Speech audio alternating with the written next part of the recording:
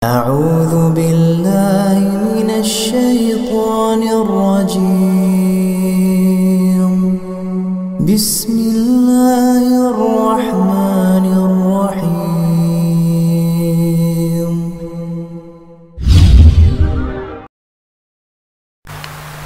السلام عليكم ورحمة الله وبركاته. الحمد لله وكفى، والصلاة والسلام على رسوله المصطفى وعلى آله وصحبه ومن اهتدى. أما بعد، فيا عباد الله اتقوا الله ما استطعتم وسارعوا إلى مغفرة رب العالمين. قال الله تعالى في كتابه الكريم وهو أصدق القائلين: يا أيها الذين آمنوا إذا لقيتم الذين كفروا زحفا فلا تولوهم الأدبار. Sadaqallahul Azim. Saudaraku sekalian, segenap jamaah Masjid Mujahidin yang dirahmati Allah Subhanahu wa ta'ala, alhamdulillah, puji syukur mari kita haturkan keharibaan Allah Subhanahu wa ta'ala yang telah memberikan kepada kita berbagai macam kenikmatan di dalam kehidupan kita di dunia. Namun saudaraku sekalian, tak luput kita mendapatkan berbagai ujian, rintangan dan tantangan seperti umumnya orang-orang yang beriman kepada Allah. Bahkan ujiannya banyak, kita menghadapi berbagai kezaliman dan kemungkaran di sana sini. Nah, dalam menghadapi kezaliman dan kemungkaran, hendaklah kita menjadi yang terdepan di dalam membela yang hak dan kebenaran. Dan kita harus berani menanggung berbagai resiko. Itu dialami oleh orang-orang yang berani di dalam membela agama Allah dan kebenaran ini. Yang dikenal pemberani adalah syaja'ah. Di dalam kamus bahasa Indonesia, berani ini diartikan mempunyai hati yang mantap dan percaya diri yang besar dalam menghadapi berbagai bahaya. Dengan demikian saudaraku sekalian, berani ini berarti adalah berani yang bernilai positif, bukan berani yang bernilai negatif. Seperti berani berbuat kesalahan atau berani yang bertujuan hanya melampiaskan hawa nafsu belaka. Lawan dari syaja'ah, berani ini adalah al-jubnu, jubun, yang diterjemahkan dengan penakut atau pengecut, yaitu takut membela kebenaran. Dan kita berlindung pada Allah Subhanahu wa ta'ala dari sifat penakut atau pengecut ini. Allahumma inni a'udzubika minal hammi wal hazan wa a'udzubika minal ajzi wal kasal wal jubni wal bukhl. Sifat jubun ini, penakut atau pengecut di dalam menghadapi berbagai kezaliman, dan kemungkaran. Saudaraku sekalian rahmati Allah, terkait dengan syaja'ah, berani, Rasulullah Muhammad SAW menyebutkan dalam hadis riwayat muttafaq alaih, laisa syadidu bisur'ah, innama syadidu alladhi yamliku nafsahu 'indal ghadab. Kata Nabi SAW, bukanlah orang pemberani itu adalah orang yang kuat bergulat, tetapi sesungguhnya orang yang pemberani dan kuat itu adalah yang mampu menahan nafsunya indal ghadab, ketika dia sedang marah. Jadi jelasnya di dalam hadis ini bahwa ukuran berani atau tidaknya seseorang itu tidak bisa dilihat dari fisiknya saja, tapi dari segi jiwa. Jadi orang yang punya fisik, yaitu yang kekar seperti binaragawan, belum tentu dapat dimasukkan ke dalam sifat ini pemberani. Sebab keberanian, saudara sekalian, tidak ditentukan dari situ, tapi dari kekuatan jiwa yang selalu mendorong orangnya untuk berbuat kebaikan dan membela kebenaran. Rasulullah Muhammad SAW adalah teladan di bidang syaja'ah, dan berbagai kisah yang kita tahu tentang beliau Rasulullah SAW itu tidak ada sejarawan yang tidak memuji keberanian Rasulullah SAW. Ini saudaraku sekalian menunjukkan bahwa Nabi SAW adalah seorang pemberani sejati yang selalu menegakkan kebenaran dan memberantas kebatilan, meskipun itu resikonya yang diterima adalah begitu besar dan hebat. Nabi SAW itu berkali-kali dihina, dicela, dan disakiti oleh orang-orang kafir, baik dalam bentuk perkataan atau perbuatan. Itu sudah lumrah, ini sunnatullah. Yang benar itu mesti ada lawannya, mesti dicaci maki. Saudara sekalian rahmati Allah, Nabi disebut majnun, disebut kahin, disebut ahli sihir. Dan sekarang juga ulama-ulama kita sejak Gestapo 65 itu muncul istilah kadrun. Itu adalah kadrun disebut kadal gurun, itu adalah umat Islam dan para ulamanya. Jadi saudara sekalian rahmati Allah, ini sudah biasa. Jadi keberanian ini sangat diperlukan oleh setiap muslim untuk apa? Bekal hidup sehari-hari dalam berbagai aspeknya. Saudara sekalian, keberanian yang kita butuhkan ini berdasarkan ajaran Allah Subhanahu wa taala dalam Quran. Pertama adalah keberanian di dalam menghadapi musuh dalam peperangan atau jihad fisabilillah. Jadi ini harus kita miliki, keberanian dalam perang untuk menegakkan kalimatullah, kebenaran dari Allah, untuk menegakkan syariat Allah Subhanahu wa taala. Kita saudara sekalian yang akan berperang untuk membela Islam itu sudah bisa kita teliti menyebarkan ajaran Rasulullah, namanya khilafah saja nggak berani ngomong. Ya, setelah dibully sekian lamanya nggak ada satupun yang berani mengajarkan khilafah, menyebut bahwa khilafah itu bagian dari sunnah Nabi SAW. Takut apalagi mengajarkannya itu, apalagi berperang untuk membela ajaran Rasulullah SAW. Ingatlah, kita harus sampaikan berkali-kali bahwa khilafah itu bukan ajaran radikal, tapi ajaran Allah yang dibawa Rasulullah Muhammad SAW. Jadi tegaknya khilafah itu semuanya akan menjadi maslahat dalam hidup ini.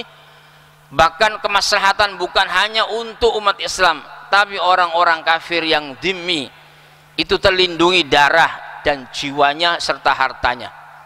Saudara sekalian rahmati Allah, ini berarti memerlukan keberanian untuk menegakkan syariat Allah, bahkan kalaupun terjadi peperangan membela syariat Allah Subhanahu wa taala. Dan Allah Subhanahu wa taala mengutuk orang-orang Islam yang lari dari medan perang karena takut mati. Sebaliknya Allah Subhanahu wa taala memberikan apresiasi dan penghargaan serta kedudukan yang tinggi bagi orang yang gugur di medan perang menghadapi musuh-musuh Islam, yaitu mati dalam syahid.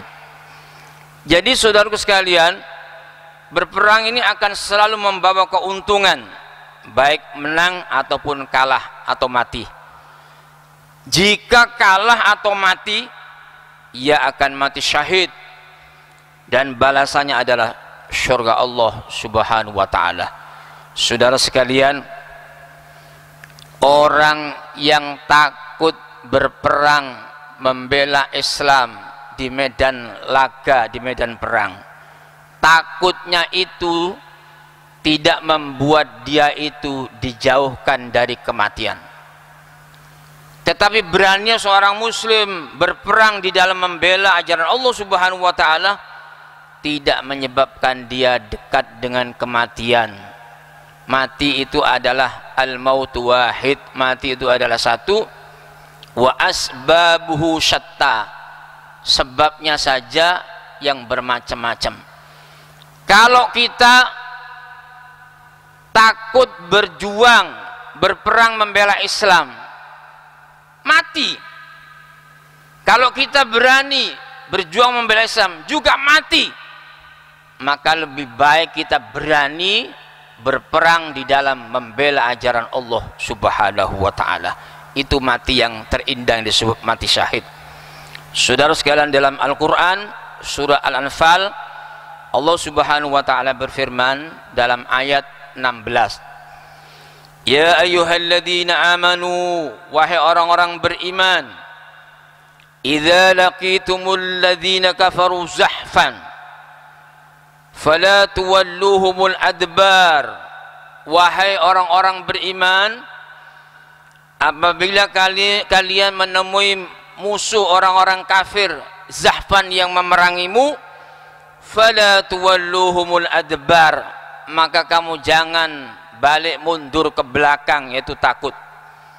Wa may yuwallihim, barang siapa yang mundur ke belakang karena takut yauma idin, pada hari itu dia mundur, illa mutaharrifan liqitalin, kecuali orang yang berbelok untuk siasat perang, au mutahayyizan ila fi'atin, atau dia menggabungkan diri dengan kelompok Islam yang lain, faqad ba'a bi ghadabin minallah, maka sungguh dia mendapatkan murka dari Allah.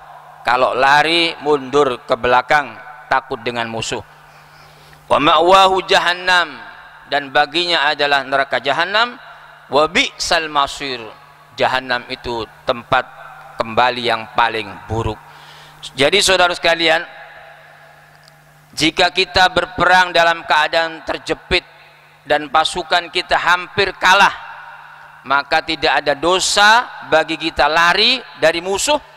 Untuk apa? Untuk mengatur strategi atau siasat lagi, dan di waktu yang lain kita masih bisa melanjutkan peperangan. Ini ajaran Allah yang dibawa Rasulullah SAW, mengajarkan kepada kita tidak boleh mundur ke belakang kalau sudah terjadi peperangan, kecuali strategi dan siasat untuk melarikan diri kemudian bergabung dengan pasukan Islam yang lain. Jadi saudaraku sekalian rahmati Allah Subhanahu wa taala, ini termasuk disersi ya. Disersi itu lari dari medan peperangan, termasuk dosa besar. Jadi saudaraku sekalian, keberanian untuk menegakkan kebenaran ini meskipun banyak bahaya, dan menegakkan kebenaran ini sangat dibutuhkan keberanian, meskipun kita mengalami berbagai resiko yang sangat besar dan berat. Terutama saudara sekalian, yaitu menghadapi orang-orang yang memiliki kekuatan dan kekuasaan. Itu biasanya menghadapi orang yang memiliki kekuatan dan kekuasaan. Makanya disebut di Indonesia ini umat Islam sedang dikuyo-kuyo oleh penyair Taufik Ismail, disebut karena ulama tidak berpestol. Kalau kosong, tangan kosong, ya bumbuan. Ya, karena ulama tidak berpestol, walaupun benar itu dikuyo-kuyo sekarang itu, dihina-hinakan. Jadi saudara sekalian rahmati Allah, kita dituntut untuk menyampaikan kebenaran kepada siapapun, termasuk kepada penguasa yang zalim. Jangan disebut sebagai khawarij. Ya, Rasulullah pada saat periode Mekah dengan Islamnya Umar bin Khattab itu mudhaharah terang-terangan. Yang sebelumnya itu tertahan, tidak bisa sholat di Masjidil Haram, bahkan pernah Rasulullah diinjak lehernya. Begitu Umar bin Khattab masuk Islam, punya keberanian untuk menampakkan diri. Entah menampakkan diri ini terang-terangan, disebut demonstrasi, ya terserah. Yang penting itu menyampaikan kalimat yang hak, yang adil kepada penguasa yang zalim. Waktu itu adalah Abu Jahal, ya, Abu Jahal. Jadi Rasul berkata, afdalul jihad kalimat adlin. Seutama-utama jihad adalah kalimatu adlin, atau dalam riwayat yang kalimatu haqqin, kalimat yang benar dan adil, inda sultanin jair, yaitu di hadapan penguasa yang zalim. Jadi hadis ini hadis At-Tirmidzi, tidak bisa diingkari. Ya, tentu yang menyampaikan yang benar, yang adil, tawasau bil haqqi, tawasau bis sabri. Menyampaikan kebenaran juga dengan kesabaran, saling menasihati dengan kebenaran dan kesabaran. Saudaraku sekalian, harus diakui memang, ya, tidaklah kecil resiko yang bakal ditanggung oleh orang yang melakukan keberanian seperti itu.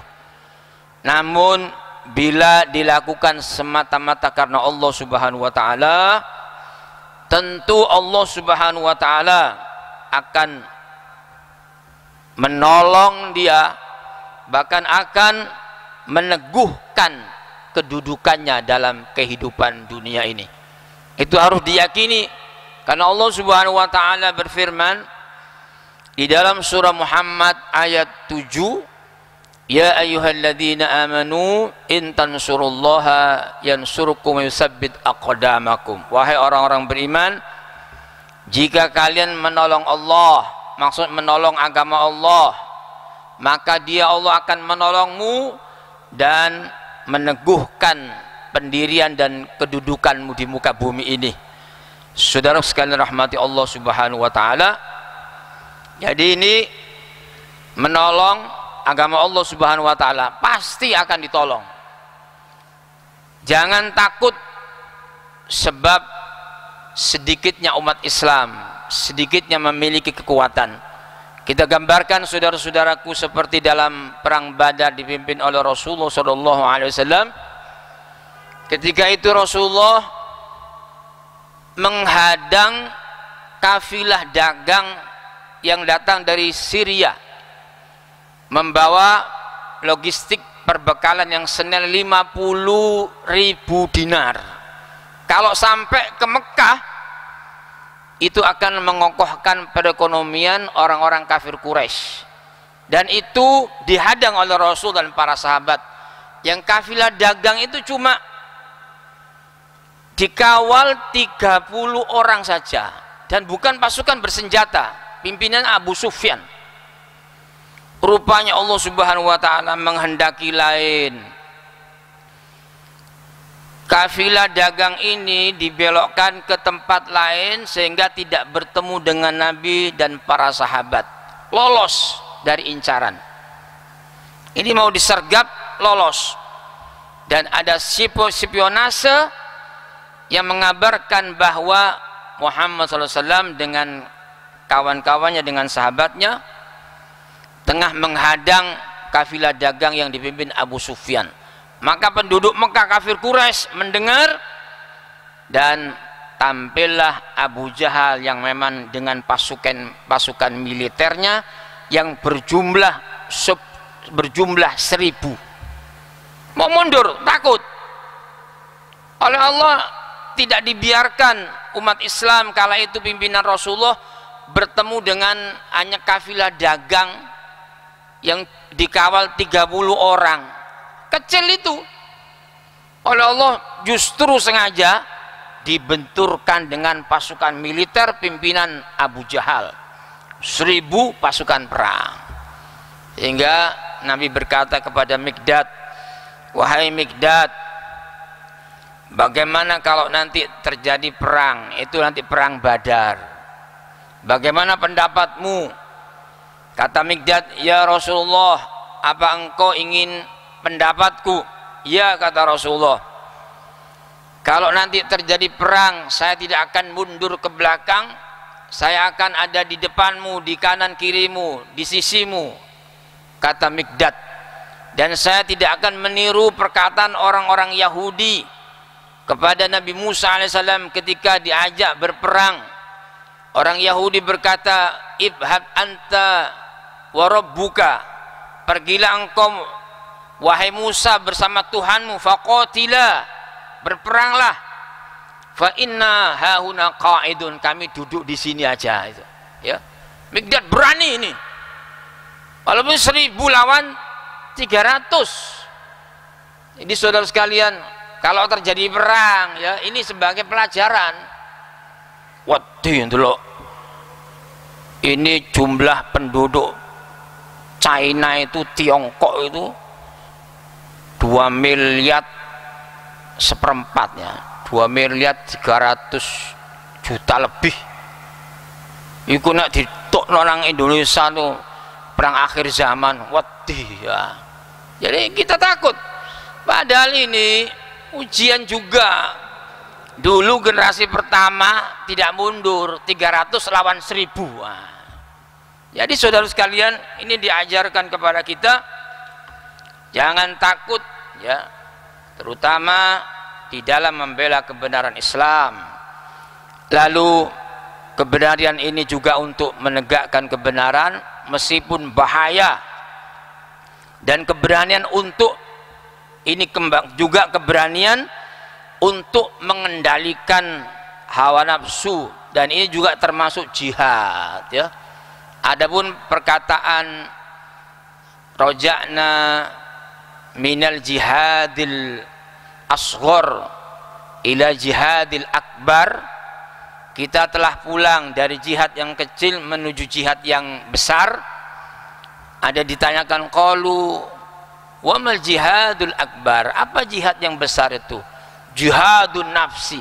Ini hadis dhaif ya, hadis dhaif. Jadi tapi termasuk kebenaran untuk mengendalikan hawa nafsu, termasuk jihad yang berat. Sebab apa saudara sekalian? Jihad melawan nafsu ini, bersungguh-sungguh melawan nafsu ini adalah mengapa berat?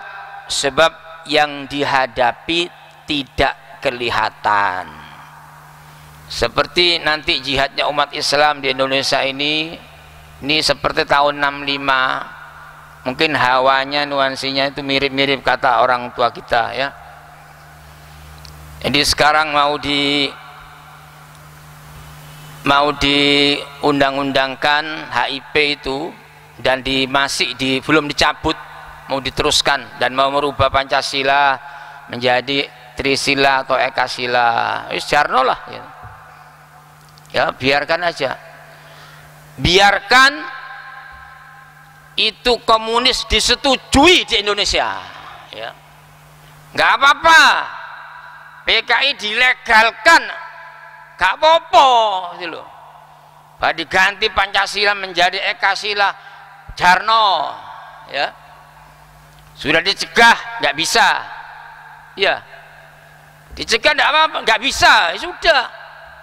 Mungkin dilegalkan, bahkan boleh, silakan PKI buat partai PKI, nggak apa-apa. Sampai dari pusat nanti sampai ke daerah-daerah ada partai-partai PKI, gak apa-apa. Saya jangan lupa ya, saya tidak mendukung PKI. Tapi kalau sudah tidak bisa, biarkan aja tumbuh, ya. Jadi siuman dari alam kuburnya. Jadi dari pusat nanti sampai daerah muncul sampai posko-posko PKI. Ya nggak apa-apa, alhamdulillah. Musuhnya jelas, ya. Musuhnya jelas. Kalau begini, ini ulama sedang baca Quran ditusuk, gak ketok wonge. Mau digerakkan jihad, mau jihad pada siapa? Jadi saudara sekalian, nah kalau nanti legal, wonge ketok, ya, orangnya kelihatan. Oh ini, ya, ini jelas. Baru dikobarkan resolusi jihad bisa. Kalau musuhnya tidak ada, ya. Kita justru nanti dituduh yang teroris radikal, ya biar aja nggak bisa, ya. Jadi saudara sekalian, ini kita juga harus berani mengendalikan nafsu kita. Ini juga berat, jihad yang berat, karena apa yang dihadapi tidak kelihatan seperti nafsu. Nah, kalau berperang musuhnya nggak kelihatan itu juga berat, ya. Dan itu nafsu itu ada pada diri kita, karena nafsu tidak terpisahkan dari manusia, karena nafsu itu milik manusia. Nah, nafsu tidak mungkin bisa dihilangkan.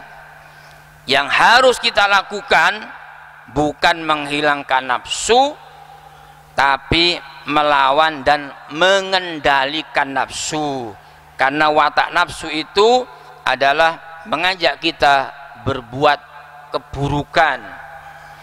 Allah mengatakan dalam surat Yusuf 53, wa ma ubarri'u nafsi inna nafsa la'ammaratum bisu' illa ma rahima rabbi. Dan aku tidak bisa membebaskan diriku dari berbagai kesalahan, karena sesungguhnya nafsu itu membawa kepada keburukan dan kejahatan, kecuali Allah Subhanahu wa taala merahmati kita, merahmati diri kita, ya. Jadi karena pentingnya saudara sekalian keberanian ini, maka hendaklah kita berusaha menjadi orang yang pemberani. Ada juga upaya-upaya yang dapat kita tempuh untuk menumbuhkan keberanian dalam diri kita sebagai muslim. Pertama saudara sekalian, yaitu adanya rasa takut kita kepada Allah. Kalau orang itu memiliki rasa takut pada Allah, dia tidak akan takut pada selain Allah Subhanahu wa taala. Itu sebagai konsekuensinya. Jadi kalau kita memiliki rasa takut pada Allah, pasti kita tidak memiliki rasa takut kepada selain Allah Subhanahu wa taala. Karena yang bisa mencelakakan, yang bisa membunuh kita adalah Allah Subhanahu wa taala. Sehingga kalau kita memiliki rasa takut pada selain Allah, maka kita takut nanti pada selain Allah Subhanahu wa taala. Namun kalau kita punya rasa takut pada Allah, maka tidak akan takut pada selain Allah Subhanahu wa taala. Di dalam surah Ahzab Allah mengatakan, alladzina yuballighuna risalatallahi, orang-orang menyampaikan risalah Allah, yakhshawnahu, mereka takut pada Allah, wala yakhshawna hadan illallah, dan tidak takut pada seorang pun kecuali kepada Allah Subhanahu wa taala. Jadi kita harus merasa yakin juga bahwa Allah Subhanahu wa taala akan memberikan pertolongan kepada kita bila kita mendekat pada Allah Subhanahu wa taala. Dan bila kita ingin menjadi orang pemberani, selain harus ada rasa takut pada Allah, juga kita lebih mencintai akhirat daripada dunia. Seorang yang beriman tidak pernah menjadikan dunia ini sebagai tujuan hidupnya. Kalau tujuan hidup kita ini dunia, kita dengan rumah yang megah akhirnya nggak berani berjuang. Dengan mobil mewahnya takut, karena ini seperti hidup yang terakhir. Tidak ada lagi kehidupan akhirat. Sementara orang-orang beriman, akhirat itu adalah final destination, tujuan yang akhir dari hidup ini. Sehingga saudara kalian, orang akan berani karena dia lebih mencintai akhirat daripada dunia. Karena dunia ini bukan tujuan akhir hidupnya, sebab tujuan akhirnya adalah kehidupan akhirat. Karena itulah dia, seorang muslim, orang beriman, tidak merasa takut untuk meraih keuntungan akhirat meskipun harus berisiko dalam kehidupan dunianya. Dan yang terakhir, supaya kita memiliki keberanian dan ketangguhan, yaitu tidak takut mati. Saudara sekalian, orang yang tidak takut mati tidak pernah takut dengan apapun. Mati yang merupakan kepastian, karena kita meyakini itu mati itu pasti, itu tidak takut, apalagi mati selain berjuang di jalan Allah Subhanahu wa taala. Jadi seorang muslim tidak boleh takut dengan mati, apalagi mati dalam jihad fi sabilillah. Alangkah indahnya kalau kita meyakini ini, bahwa tidak berjihad mati, berjihad pun mati. Lebih baik berjihad, berani membela ajaran Allah Subhanahu wa taala, dan kita tidak boleh ada keraguan di dalamnya, karena ragu-ragu ini merupakan salah satu penyebab munculnya ketakutan pada diri kita. Karena itu kita semua, Nabi mengajarkan pada kita agar meninggalkan keraguan-raguan, agar kita jadi pemberani menghadapi apapun. Kata Nabi dalam hadis At-Tirmidzi, "Da'ma yuribuk ila ma la yuribuk."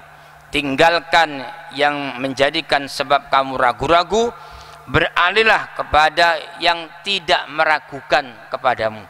Ini saudara sekalian, kalau orang itu mantap tidak memiliki keraguan, pastilah insya Allah menjadi orang yang pemberani dalam hidupnya dan di dalam membela kebaikan dan kebenaran Islam. Semoga ini saudara sekalian ada manfaatnya. Subhanakallahumma hamdika asyhadu an la ilaha illa anta astaghfiruka wa atubu ilaik. Assalamualaikum warahmatullahi wabarakatuh.